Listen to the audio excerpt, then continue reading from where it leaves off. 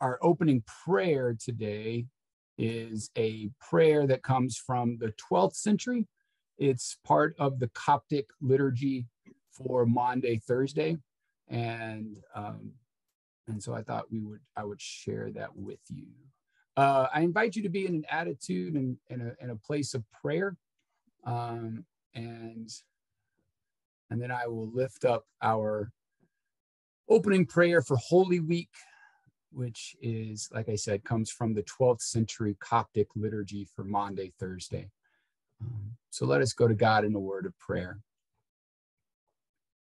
O God of love, giver of concord, through your only Son, you have given us a new commandment that we should love one another, even as you have loved us. And you gave your beloved Son for our life and salvation.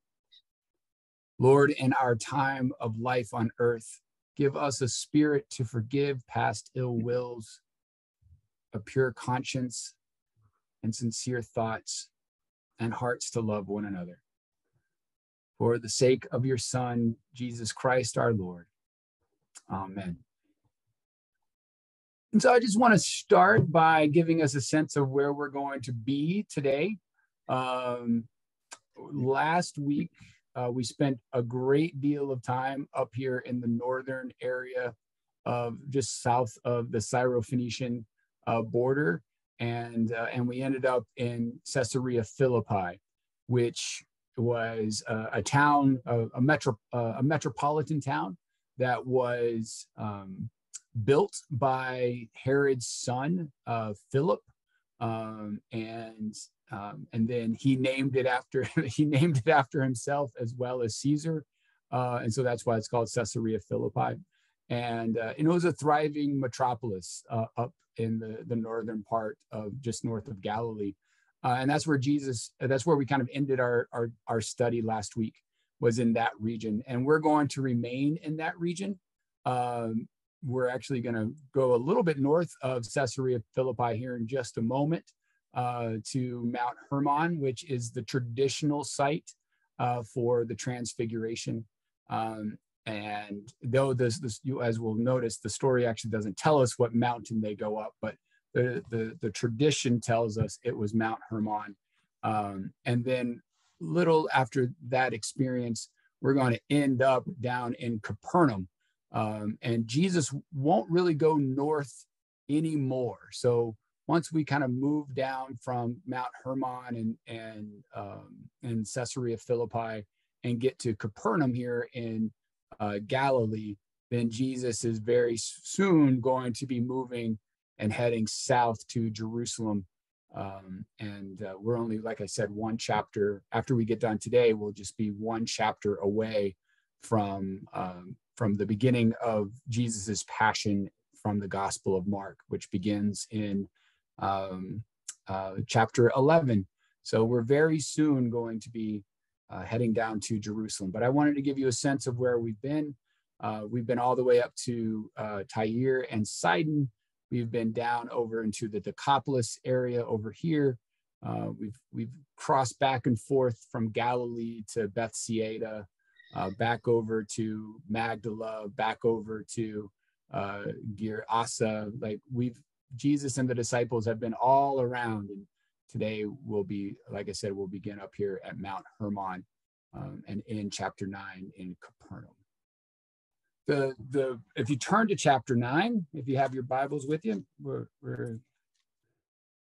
the Transfiguration is a story that is found in the Synoptic Gospels.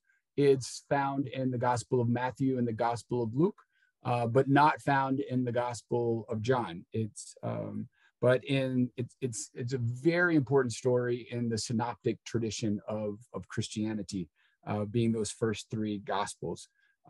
And just like Matthew and Luke add slightly different details to the story and everything, and Mark is much more concise, the three of them really do kind of agree on the major points of the story.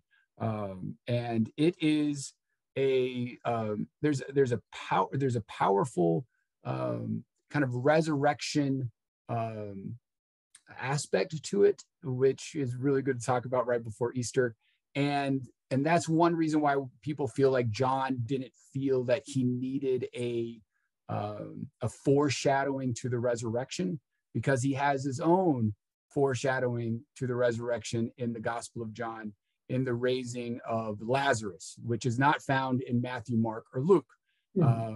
And it's almost kind of around the same time in the Gospel of John that you find Lazarus, the story of Lazarus being raised from the dead, as a foreshadow of the Easter event in John. It's about a little more than halfway through the Gospel of John that you find the story of Lazarus. And so maybe that's one reason why John doesn't have a transfiguration story, is because he has a different story to kind of be a foreshadow of the Easter event. But a lot of scholars, preachers through the years have looked at the transfiguration as an Easter foreshadowing. And many scholars have even said that it actually is an Easter event that Mark misplaced. There are a minority of scholars that feel that way, but there's enough sort of resurrection language in the transfiguration story that some people think that Mark got it wrong, that it's actually a resurrection appearance that Mark puts in the wrong place. Just wanted to make sure that you knew that there was that kind of debate going on among scholars, but I don't think it really matters to us, but I just wanted to let y'all know that was there. So there's a few things that I'd like for you to sort of be aware of. And so they're in Caesarea Philippi. We're in chapter 9, verse 2. So after they're in Caesarea Philippi, and chapter 2 starts with 6 days later, which for the those who remember and knew Jewish history and the Old Testament would almost immediately might think of the time that Moses goes up to the mountain after being the Israelites are freed from Egyptian captivity, and Moses goes up the mountain to receive the law from God and spends time with God on the mountain. He is up there 6 days before God starts to give Moses the law, right? Moses just kind of hangs out with God for 6 days. And so there's a little bit of allusion to that story of Moses going up the mountain in this part of reading the transfiguration story. So the transfiguration of Jesus. So one of the very first things I'd like you to be aware of is what is the Greek word that we translate to transfiguration? The Greek word that is translated transfigured or transfiguration in English is the word metaphorothi, which of course is where we get the word metamorphosis from. And so it is this radical change or shift that gets that a person goes through, that they were one thing and then they become another thing. And so if we were going to be a more literal translation, this would be the metamorphosis of Jesus rather than the transfiguration of Jesus. But a lot of ways in which people think of the transfiguration is that it is a glorious mountaintop experience. And of course, all three of the characters, and I use that term just to more in a literary sense, that in terms of the story, the three primary characters in the transfiguration story are, of course, Moses, Elijah, and Jesus. And Moses and Elijah each have multiple powerful mountaintop experiences with God.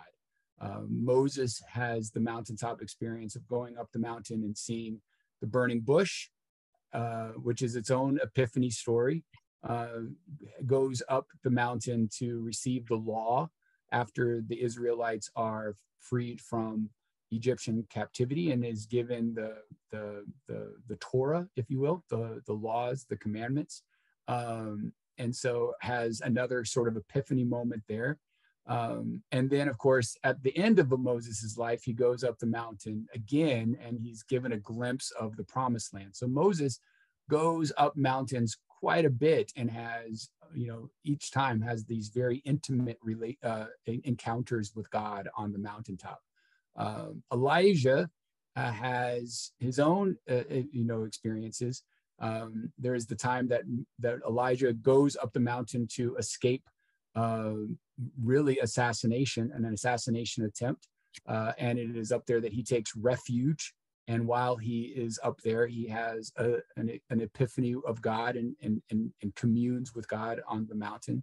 There's another time that Elijah goes up to the mountain, and we get that really great, teaching from Elijah, which, about that God isn't in the tornado, God isn't in the wind, but God's, you listen for God is still small voice in the silence. That's where you find God. That's another mountaintop experience from Elijah. And then, of course, we now have Jesus having a mountaintop experience. And up to this point, Jesus was going up the mountain to pray and to retreat and to recharge and to be alone with God on a number of occasions. So on this experience, he takes up his kind of core, his inner core of the disciples. He takes Peter, John, and James, which of course were 3 of the 4 very first called disciples. I don't know why Andrew doesn't get a chance to go up there. That for whatever reason he takes Peter, James, and John up there with him. But while they're up there, they have this experience of experiencing the sort of the inbreaking of the divine in that kind of human and material space. So a lot of times people have tried to use this as an allegory, that the transfiguration is best explained as an allegory, that Moses sort of represents the law, and Elijah represents the prophets, and Jesus represents the gospel, and the 3 of them together is a allegory for all of God's sort of wisdom and teaching, and God's the way that God's has worked in the world to redeem and to reconcile the world.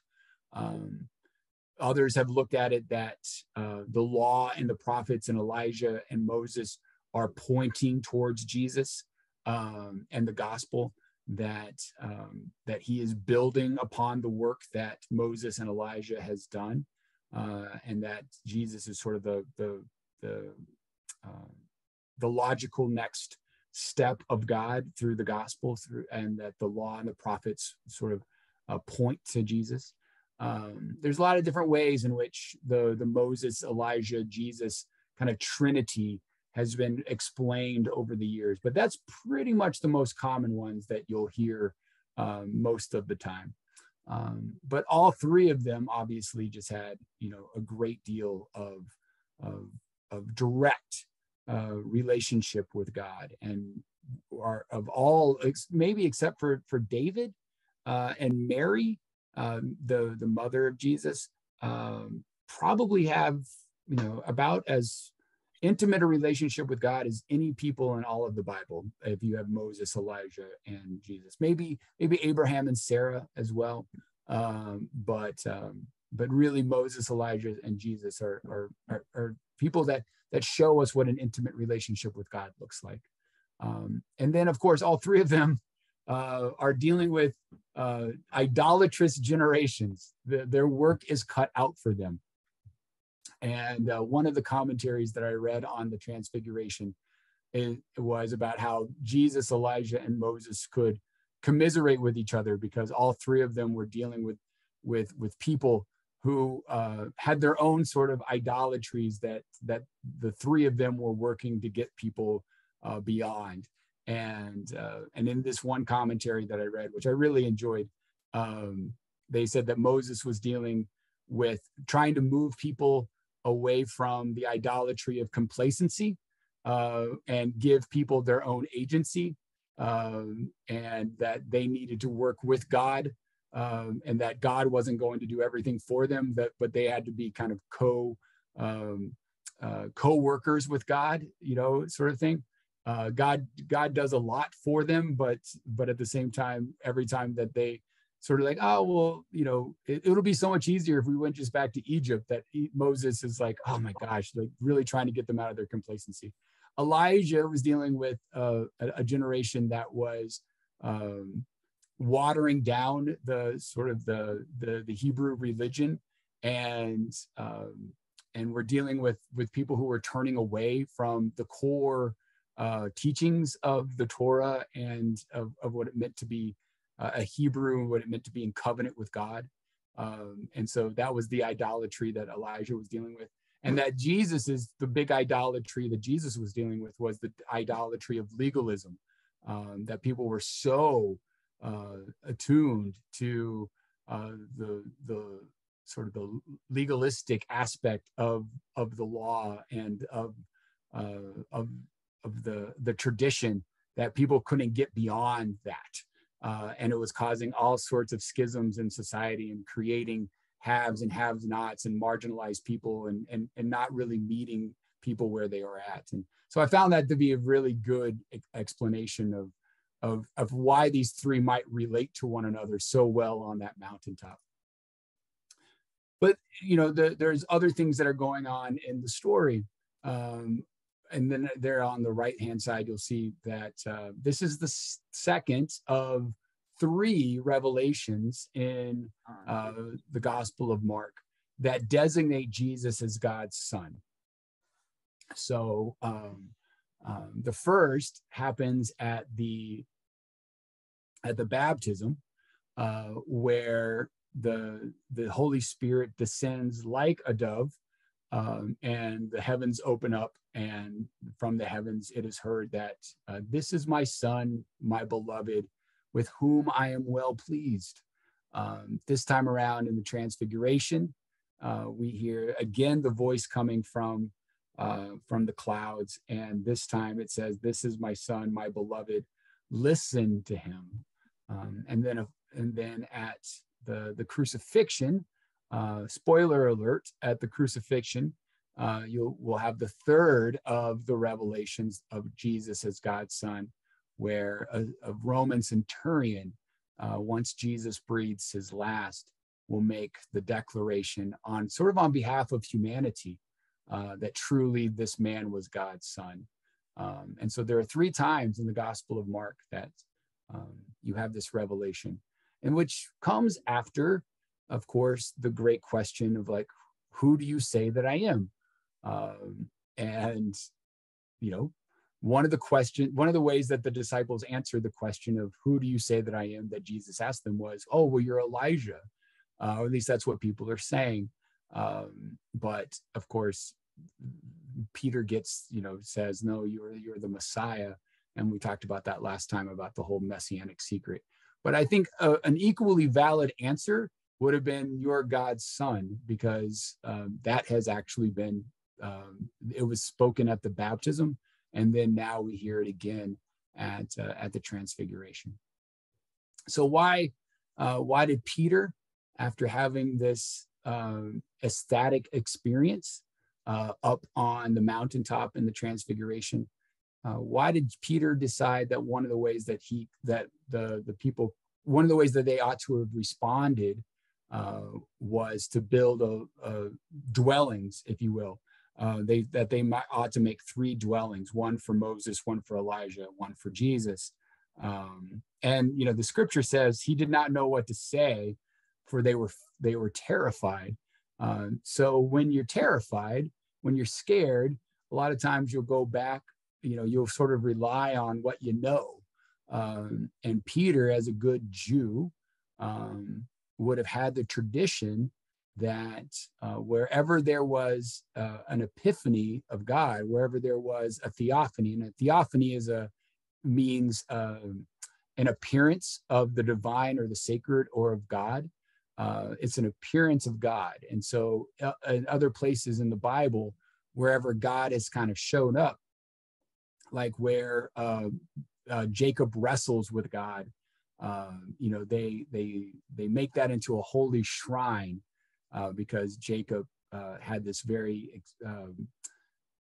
experience with God in person, and there was a theophany with Jacob there.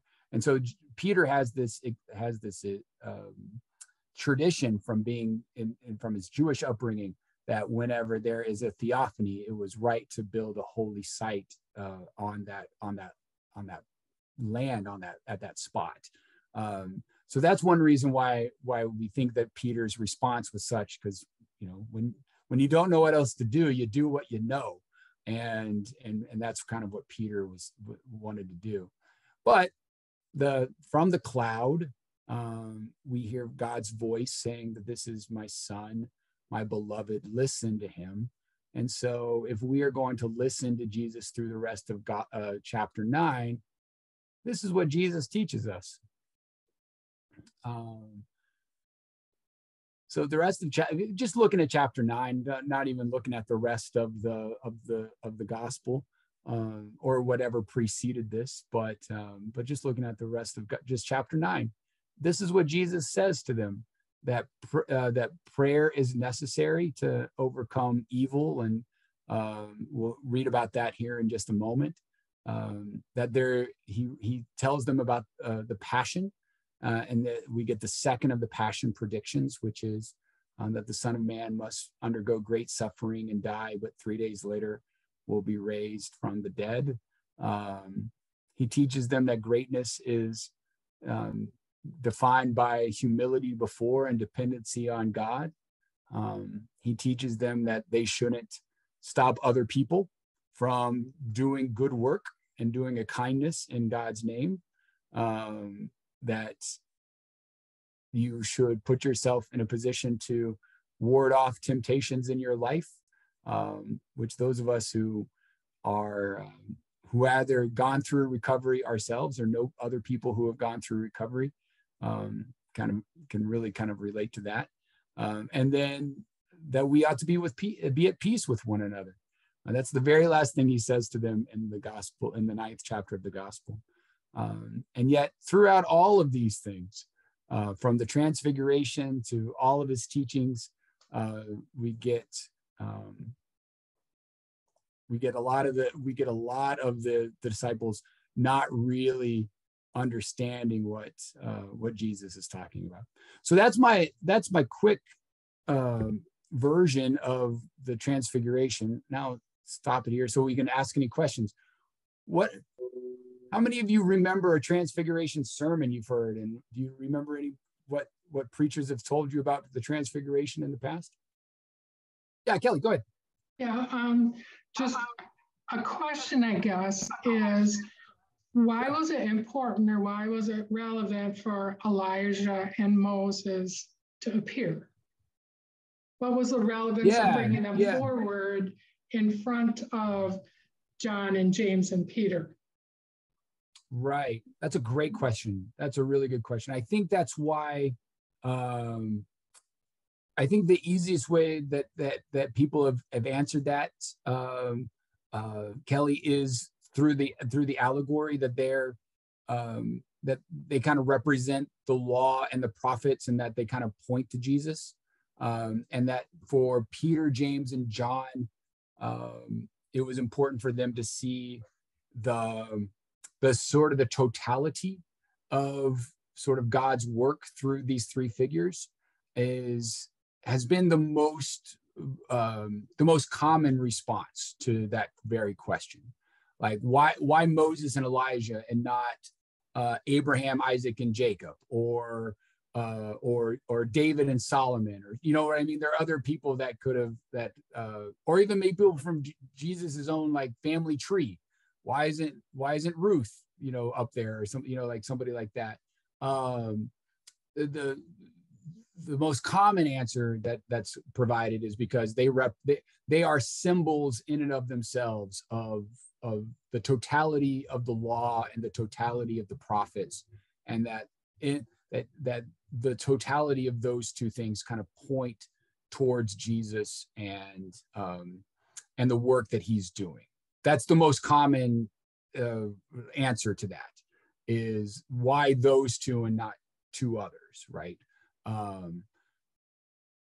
I think that one of the reasons why two of the reasons why maybe it's Elijah and Moses is that doesn't get talked about as much, though, and this is just a Darryl take. This is not scholastic in any way, shape, or form. This is just my own personal take. Elijah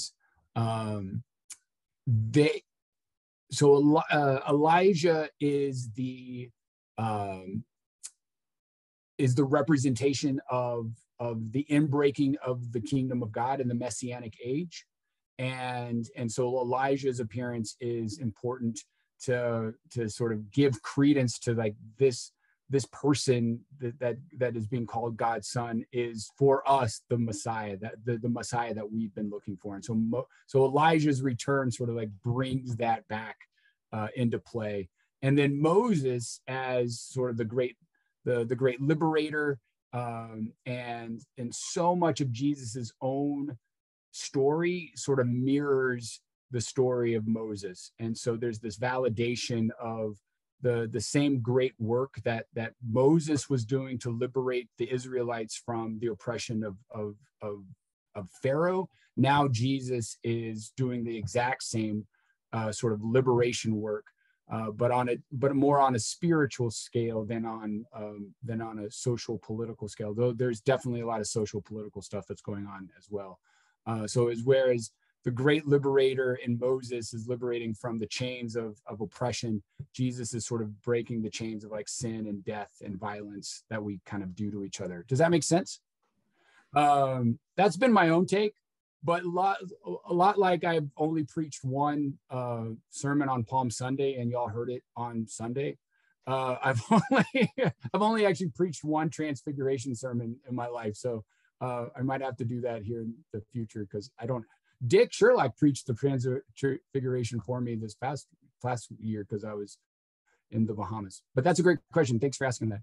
Are there any other questions about the Transfiguration? Dave? I kind of go back to last week. We talked about the Messianic secret, but it still seems odd that he would pick three of the disciples to go up on the mountain. They see this fantastic event, and then on the way down it says, don't tell anybody. Why wouldn't you want the rest of the disciples to know? Although he did say, don't tell anybody until after I've risen from the dead. Right. So now we actually kind of get the answer from him about this Messianic secret that we've heard about all through the Gospel of Mark, right? It's after I've been raised that you can start telling these stories, because it's in the interpretation, or it's through the lens of the cross and the resurrection that these stories start to make sense. That's Mark's whole take, is that we will misunderstand them if we don't interpret them and understand them through the cross and the resurrection. And so he answers. Do you want a few of the disciples to experience, witness this, so they can tell rest them in the context of resurrection? And Peter, James, and John, I mean, they have a special role, right? They do seem to be Jesus's sort of inner circle, and they're the ones who get called to go with him in the Garden of Gethsemane. They're the ones who obviously Peter, gets a really special role as well. They're the first ones that he calls. He seems to have a very special relationship with them. He spent more time with them than any of the others, because, he calls them in chapter 1, but, it's not until like chapter 3 or 4, I have to go back and look, but it's not until chapter 3 or 4 that the other 8 are called. I think if anyone has a grievance, it's Andrew. Right? He's Peter's brother, Yeah, he's Peter's brother, and he doesn't get invited to come up. Like, I don't know what, and he doesn't say why. Yeah, Diane, do you have a question? Yeah, I just wonder, and I don't know, maybe I'm off base, but in terms of Moses and Elijah, aren't they probably brought into this whole thing to give Jesus some more credibility? Mm-hmm. Because as a Jew, it would seem like Moses and Elijah, they already get them, you know. But this Jesus is off in left field, kind of, you know, and yet, you know, so yeah. I don't know. No, that's a good take. I think that's a really good take. The idea that they're lending him credibility, right? They're kind of passing the torch, or you know, kind of they're kind of doing the laying on of hands, if you will, you know, kind of like, you know, imbuing him with their power. They definitely, you know, they're also, you know, they also healed people. They performed miracles like Jesus has. Like, there's a lot of parallels between the ministry of Moses and Elijah and Jesus. And so maybe there's some of that going on too. That's a great point. I haven't thought about that, the sort of the credibility aspect of it. That's really good. Well, and I just thought it was interesting later on in the chapter how it was only Jesus that could get the demon out of the. Right. Yeah, and so that was kind of unusual too. Okay, so we're gonna get to that. Yeah, hold on to that. We're gonna get to that just real quick. Okay. One last thing that I just want to say in terms of the transfiguration before we move on to the next part, which is, so if we look at the word metamorphosis, for a brief moment, Jesus is transfigured or transformed into the, you know, this shining figure, and, you know, in bright white. It says his clothes becoming dazzling white, such as no one on earth could bleach them, meaning it's almost like this supernatural white. But Jesus does, and I think this lends back, Diane, and is sort of the transition into like the next part of the story, but he doesn't stay there, right? So it really is this idea of God's realm breaking into our, in sort of our reality, Jesus kind of taking all of that onto himself, and then he heads down the mountain after this to sort of share that with others, right? He doesn't stay up on the mountain himself, and he doesn't keep sort of the glow of the transfiguration to himself. He goes and he starts to share that with others. And so one of the great sort of parts of Jesus's ministry is he has a real sense of himself, but he is always sharing and always, you know, ministering to others, which immediately is what happens next. And so the most classic, the classic Christian sermon on the transfiguration is, of course, the mountaintop and the valley. Has anyone ever heard the mountaintop and valley sermon? It is the classic transfiguration story, which is you go up onto the mountain, but you can't stay there. You immediately have to go back down into the valley and get with the people. And that's what Jesus teaches us. It's probably the most common transfiguration story or sermon is to think of it that way. So the very next thing is, of course, Jesus heals the child, and is, you know, the two stories are really meant to be read together. They are the continuation of one full story. And so a lot of times on Transfiguration Sunday, if you're reading from the Gospel and all, I should say, in Matthew and in Luke, this story of Jesus healing the child after coming down the mountaintop from the transfiguration experience these stories are always paired together, both in Luke and in Matthew. So these two experiences, the mountaintop experience and the healing of the child experience, are meant to be read together and are meant to be paired as a couplet.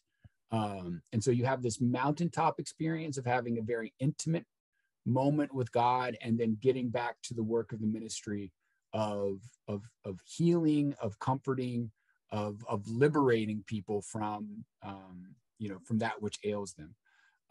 And so there's a lot that goes on in the story. So if you go to chapter 9, verse 14, just going to kind of skip over 9 through 12, if you don't, or 9 through 13, if you don't mind. But when Jesus says, but I tell you that Elijah has come, he's not just talking about Elijah up on the mountaintop with him, but he's also talking about John the Baptist there. John the Baptist was thought to have been sort of the Elijah figure who was the harbinger of the Messianic age. So a couple of things that I want to point out to you about this story is, if this young boy was brought to the hospital today with the symptoms that he was experiencing, that he is prone to seizures, there's a very good chance that our modern day medical personnel and doctors and such would diagnose him with epilepsy or with some sort of brain disorder. But in the ancient world, he is diagnosed with having an evil spirit or being possessed. And I think, and I know we touched on this with the young man who was in the cemetery, who had the legion of demons, about the sort of the more holistic aspect of healing and a more holistic understanding of wellness, being both of being sort of body, mind, and spirit, is the kind of what we get another aspect of that with this story. This young boy is physically ailing, but he's also ailing of his mind and of his spirit as well. And so Jesus takes this sort of holistic approach to his healing. He doesn't just heal his spirit and leave his body and mind ailing. He doesn't just heal the body, but leave the spirit and the mind broken. He really has a healing ministry that is holistic in its approach. But a lot of his symptoms these days would be diagnosed as, like I said, as a brain disorder or as a seizure. And prayer definitely has an aspect to that healing ministry. And I want to talk about that and hear some of your experiences about that here in a second as well. But before we go on any further, I really think this is an opportunity, and this is very important to me, to talk about the endurance and the courage of this father, this parent. Because for me, it really is another example, even though he doesn't say these words exactly. I see and I hear in his actions, and when I read about how much he has cared for his son who has had this ailment and has lived with this condition since he was a young boy, that this father is just, this parent is just so inspiring to me. And I just think this is an opportunity to say, I found this little graphic that says caregivers are heroes. They are. People who are caregiving for members of their family or for their neighbors, or who are in the caregiving profession. I just wanted to take this opportunity to say thank you for what you do, and just to sort of recognize that caregiving is not easy. It can be hard even if you are only doing it temporarily, for someone in your life who is only momentarily in need of care. But if to do it for as long as this parent had been doing it, this parent must have been exhausted, and you can hear the exasperation in this father's voice when he cries out to Jesus about if in chapter 9, verse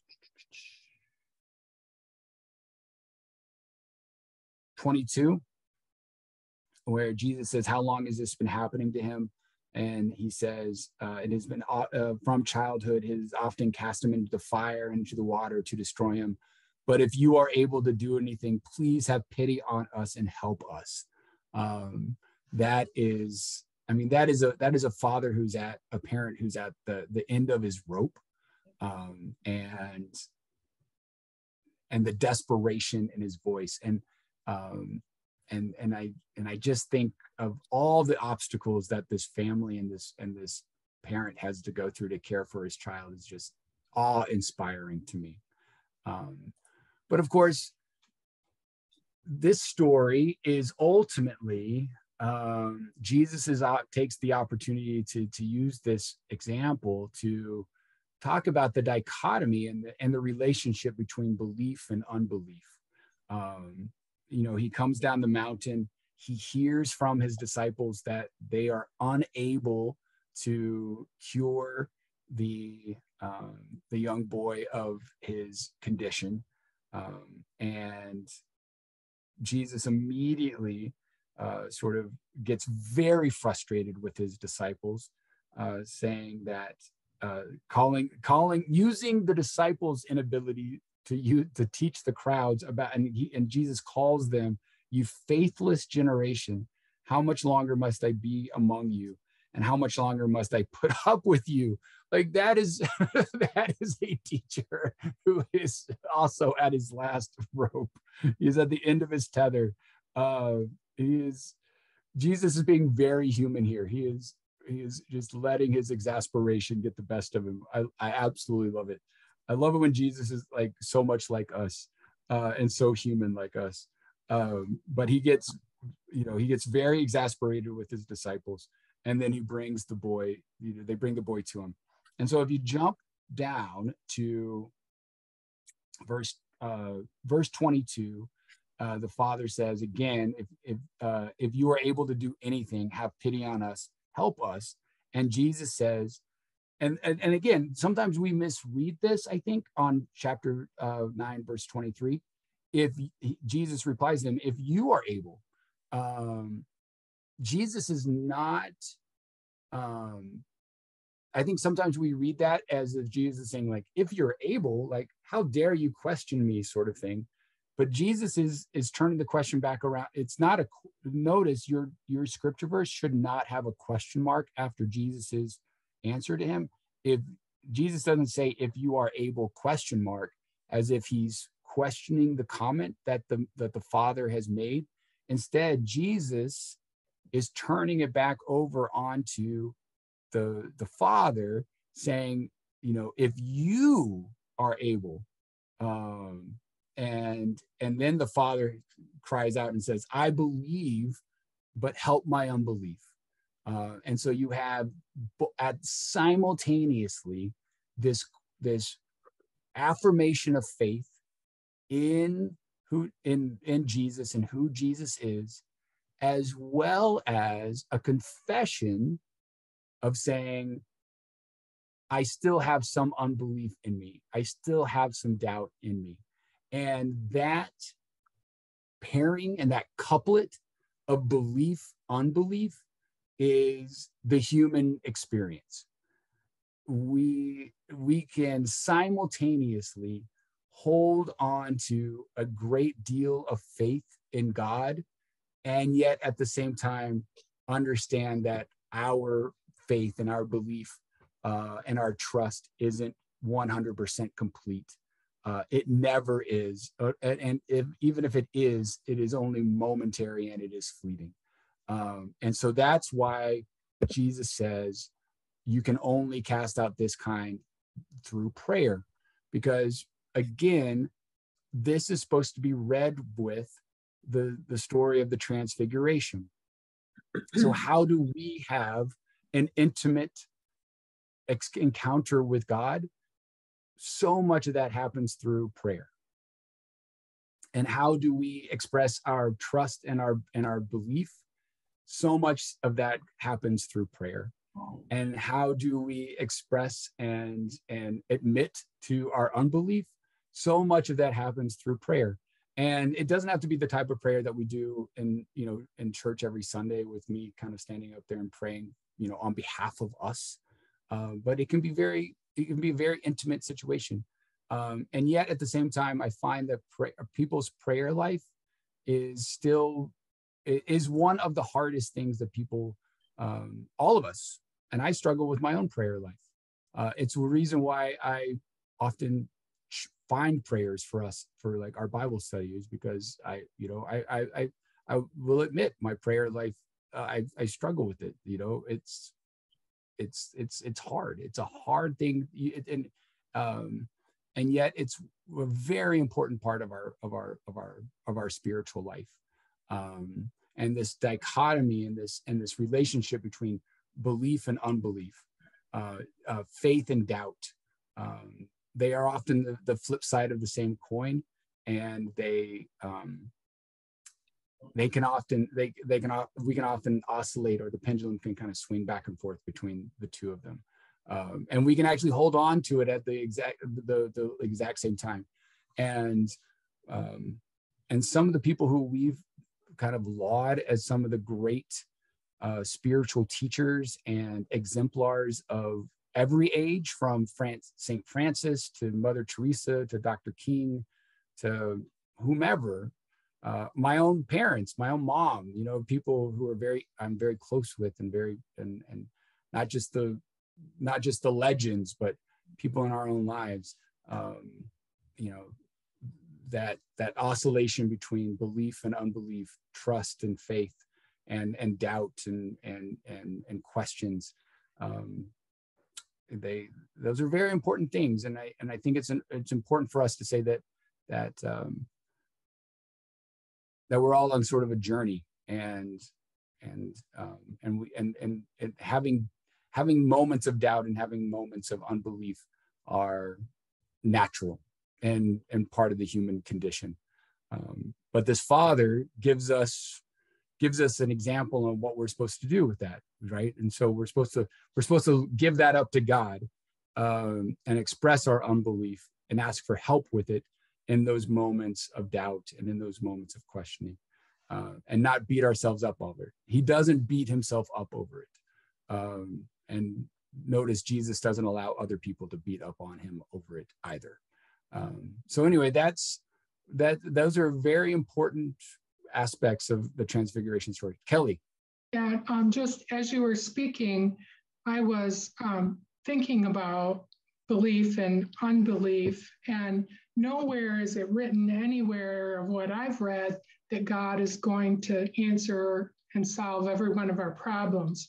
So I kind of think about that back and forth, cerebrally, is that I'm going to ask for God, but on the 99.9% chance that he's not going to fix it for me, I'm protecting myself to say, well, I'll pray for it again tomorrow. So Sure. That unbelief is not like my head is all into, he's going to respond to what I just asked for, is what I was kind of thinking about as you were talking. Yeah, thanks for sharing that. I always like that.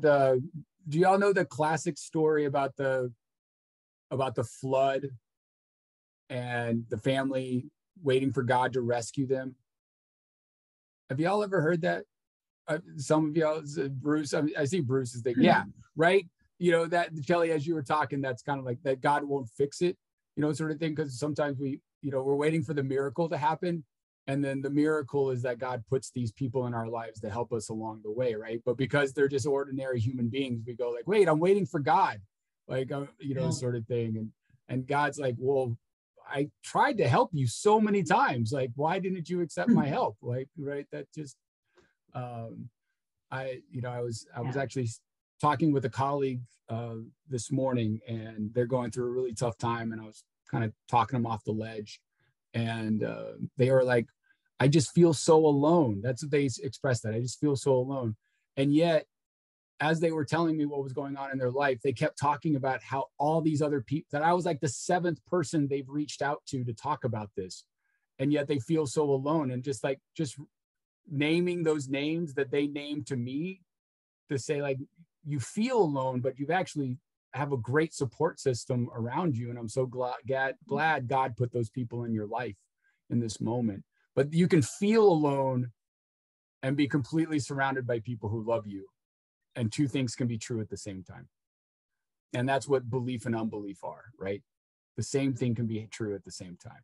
We can have great doubt and great faith simultaneously, which is a great, honestly, segue into like Maundy, Thursday, and Good Friday and Easter. That really is at the heart of that story. We're at our hour. I really appreciate y'all joining me tonight. Did you learn something? Sure did. Yeah, good. I always like when y'all learn something. Just a quick reminder, next week we won't gather, but we'll pick it up on the 19th. Read chapter 10, please. And then if you weren't on the call before, as I was explaining earlier, next week we're going to do chapter 10. But then for the last 4 sessions, the last week of April, and then the first 3 weeks of May, we're going to do sort of the entirety of the Passion story, chapter 11 through 16, kind of together, instead of going boom, boom, boom, boom, boom. We'll do it more holistically and instead of doing it piecemeal through the chapters. So read chapter 10 for next week, or for 2 weeks from now, but then you might want to read all the way through the end of the gospel if you have the time to do so.